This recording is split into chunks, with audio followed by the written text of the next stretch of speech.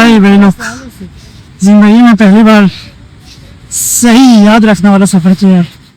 जब हम अपने घर को निकलते हैं तो हम हर कदम मौत को अपनी हथेली पर रख कर चलता है। शहराए काकरम, जिसे दुनिया के खतरनाक तरीन रास्तों में शुमार किया जाता है, वहाँ जिंदगी हर मोड़ पर आपसे सब्र का इम्तिहान लेती है। हम एक ऐसी जगह पर स्टक हो गए थे जहाँ आगे जाने का कोई रास्ता था, न पीछे जाने का कोई चारा। हम पूरे 2 दिन के लिए वक्त के एक ऐसे मौकिफ पर ठहर गए जहाँ सिर्फ खामोशी थी। कभी कभी मंजिल पर पहुँचने से ज्यादा जरूरी उस रास्ते के सबक को समझना होता है।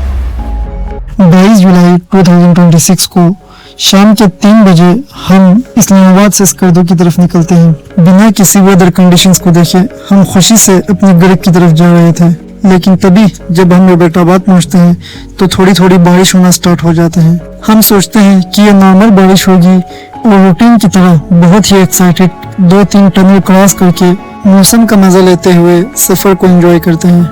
लेकिन हमें क्या पता था कि आगे जाकर एक ऐसा प्रॉब्लम हमारे ऊपर आने वाला है जो हमें जिंदगी भर नहीं भूलेगा। नारायण कागन तक यह सफर बिल्कुल ही नॉर्मल था और हम फुल एंजॉय करते हुए स्कर्दो की तरफ रवाना दवा थे।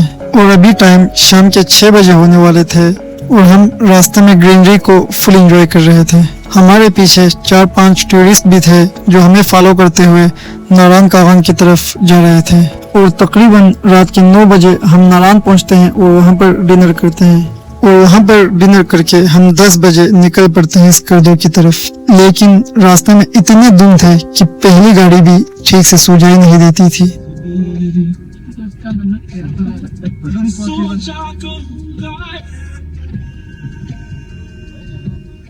और जब हम बाबूसर टॉप पर पहुंचते हैं तो धुंध थोड़ा कम होना स्टार्ट हो जाते हैं और बारिश भी थोड़ा कम होती है।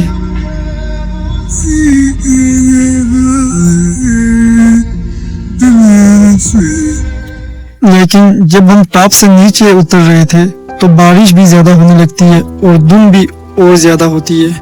और फाइनली अल्लाह अल्लाह करके हम सुबह 3:30 बजे जुगलोट पहुंचते हैं। ड्राइवर हमें स्कर्दो पहुंचाने वाले थे, लेकिन रोड ब्लॉक होने की वजह से वो हमें गिलगित छोड़ देते हैं। और हम एक दिन गिलगित स्टे करने वाले थे, लेकिन एक्सचेंज के होप से हम टिकट काटते हैं और वहां से स्कर्दो की तरफ निकल पड़ते हैं।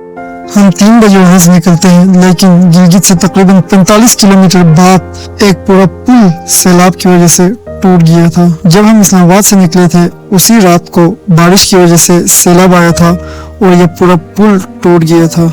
लेकिन हम राउंड अबाउट पैदल क्रॉस करके दूसरी तरफ निकलते हैं। थैंकफुली दिन को इस खाई में पानी थोड़ा कम हो गया था, जिसकी वजह से we are able to cross it. हमारे साथ और भी बहुत सारे टूरिस्ट एंड फैमिलीज थे, उनको भी अनफॉर्चुनेटली ये पूरा खाई क्रॉस करना पड़ा और बहुत सारे मुश्किलात पेश आए।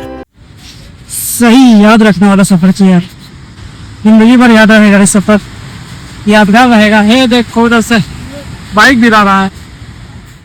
और आप लोगों को अगर एक शॉकिंग बात बताऊं ना, तो ये खाई था, इधर सैलाब आए हुए थे और 16 किलोमीटर बाद एक और जगह था, उधर भी सैलाब आए हुए थे। और हम एक सुजुकी में वहां से यहाँ आए तो यहाँ पर बहुत ज्यादा फ्लडिंग हो रहा था, जिसकी वजह से we are not able to cross it. और बहुत सारे मुसाफिर यहाँ पर फंसे हुए थे, इंक्लूडिंग टूरिस्ट एंड फैमिलीज। और आप लोगों को अगर बताऊं ना, तो अल्लाह देने के वक्त आए ना तो इस तरह दे देता है।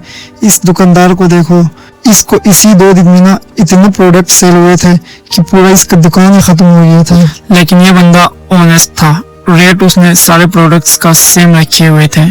अब इधर देखो, इतना ज्यादा सैलाब आए हुए थे ना, इसीलिए मैं कहता हूँ कि जब भी टूरिस्ट स्कर्दो की तरफ सफर करे ना, तो सबसे पहले मौसम को देखकर और रोड की कंडीशन को देखकर सफर किया करें, नहीं तो हमारी तरह ना इधर प्रोग्राम उड़ जाएगा। इधर देखें, इंतजामिया ने हमें ना इसी एक गांव में जिसका नाम सिसा हुरमुश है, उधर नाइट स्टे के लिए एक जगह निकाला था और इस कंटेनर में हमें डालकर उस जगह पर ले जाया गया। And then finally we reached at that place. और हम जितने भी लोग थे उन्हें एक इमाम बारगाह में रात को स्टे करने के लिए जगह मिला था। और हरमुश सिसा के लोग इतने मेहमान नवाज थे कि उन्होंने हमारे लिए क्या किया था वो मैं आपको आगे बताऊंगा।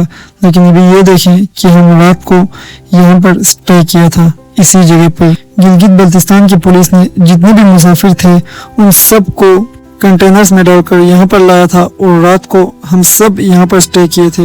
और हरामुश के लोग इतने मेहमान नवाज थे कि उन्होंने रात को हमारे लिए स्पेशल खाना बनाया था और हम सब मुसाफिर रात को इधर ही स्टे किए थे। You can see that. और रात को तकरीबन 12 बजे खाना तैयार हुआ था और खाना खाने के बाद एक मैडम MLA आई थी और उन्होंने सारे मुसाफिरों की हौसला अफजाई की और उन्होंने क्या कहा वो आप खुद सुन लें। कुछ गिलगित से तो दोनों तरफ से आपका काम हो रहा है, तो इंशाल्लाह कल दिन के 11-12 बजे तक आपका रोड खुल जाएगा और आप अपने घरों को चले जाएंगे। इस दौरान आपको कॉल की परेशानी हो सकती है, तो हमने उसमें भी काम किया। हमने उनसे रिक्वेस्ट की कि फिलहाल वहाँ पे सिग्नल्स बहाल करें, कोई फाइबर टूटा हुआ है कह रहे थे, तो उसको भी बहाल कराया है। तो लोकल जो नेटवर्क है वो चल रहा है। हम यहाँ अपने किसी भाई का जिसके पास फुल चार्ज हो फोन, उसमें कोई पैकेज करा देते हैं। आप सब अपने घरों को कॉल भी करके इन्फॉर्म कर सकते हैं कि हम बेहिफाजत इधर रुके हुए, ठीक है। तो जो भी कम्युनिटी की तरफ से हो रहा है, ये सब, ये भाई है मेरे, कोई चाचू है, मैं यहीं की बेटी हूँ, इसी जगह की, तो हम आपके साथ हैं। आप बिल्कुल महफूज समझिए अपने आप को, और आप हमारे भाई हैं, जो बेटी हैं वो हमारी बहनें हैं। इंशाल्लाह आपके लिए जो कुछ भी होगा हम करेंगे, ठीक है। आपके लिए हम कॉल का सिस्टम भी करते हैं ताकि अपने घरों को इतला दे दें, और रिहाइश का इंतजाम भी इंशाल्लाह है। चले, तो किसी भी चीज की जरूरत हो तो इधर मुंतजमीन हमारे भाई है, वो आपकी मदद करेंगे। तो सिर्फ देखने के लिए आए, मशीनरी भी मंगवाई गई है, काम हो रहा है। और रात को I stay here and then सुबह हम देखने गए थे कि फ्लडिंग रुक गया है, क्या आ रहा है। और हमने सोचा था कि फ्लडिंग अगर थोड़ा कम हो गया है तो हम क्रॉस करके दूसरी तरफ जाएंगे। ये देखिए हम सारे मुसाफिर अपने सामान लेकर 10 किलोमीटर आगे पैदल जा रहे हैं। And then when we reached at that place, तो फ्लडिंग बिल्कुल भी कम नहीं हुए थे, बल्कि उल्टा कल से भी ज्यादा हुए थे। तो हम बिल्कुल उधर ही डिसर्ट हो गए। और इस तरफ देखें कि जस्ट ये 2 कमरे बच गए थे।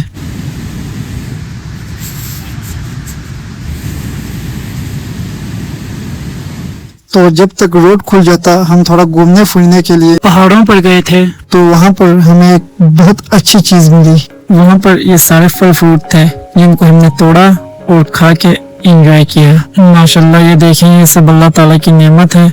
सो हमने सोचा कि enjoy the beauty of nature, and हमने ये खा के वहाँ पर थोड़ा घूम फिर के दोबारा हम यहाँ पर आ गए चेक करने के लिए कि पानी कम हुआ है कि नहीं। लेकिन बिल्कुल पानी कम नहीं हुआ था।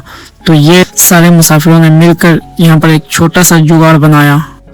ये जो ब्रिज है ना, ये थोड़ा रिस्की थे और हमारे पास सामान भी ज्यादा था, तो हमने फैसला किया कि हम यहाँ से नहीं गुजरते हैं। और जो हेवी मशीनरी है वो ऊपर काम कर रहे थे, लेकिन ये ग्लेशियर की फ्लडेड वाटर होने की वजह से थोड़ा मुश्किल हो रहा था, इसलिए बहुत ज्यादा टाइम लग रहे थे। तकरीबन 2 दिन लगा था मशीन के लिए। और ये आप लोग देख सकते हैं, ये सुजुकी, जिस सुजुकी से हम आए थे, ये 2 दिन में इतना पैसा कमाया है कि ये बच्चा यहाँ पर फुल एंजॉय कर रहा है अपने मस्त मूड में। चलो what the hell, boy? Bye, have a great time. और हम यहाँ पर इंतजार करते हुए तकरीबन टाइम 3 बज गया था, लेकिन कोई भी रिजल्ट नहीं आ रहे थे। इसलिए हमने फैसला किया कि हम किसी और रास्ते से उस तरफ जाएंगे। और बहुत सारे मुसाफिर ऊपर किसी और रास्ते से, ये वाला रास्ता जो आप लोग देख रहे हैं, इस रास्ते से बहुत सारे मुसाफिर क्रॉस करके दूसरे तरफ आए थे, और इंक्लूडिंग हम भी यहाँ से क्रॉस करके इस तरफ आए थे। ये बहुत ज्यादा पानी नीचे की तरफ आ रहे थे, लेकिन हम अपने जान पर खेल कर इस तरफ क्रॉस कर गए थे। और ये आप देख सकते हैं, ये पूरा बिजली का जो पावर स्टेशन है ना, वो पूरे सैलाब की जद में आ चुका था और ये पूरा पावर स्टेशन बर्बाद हो गया था।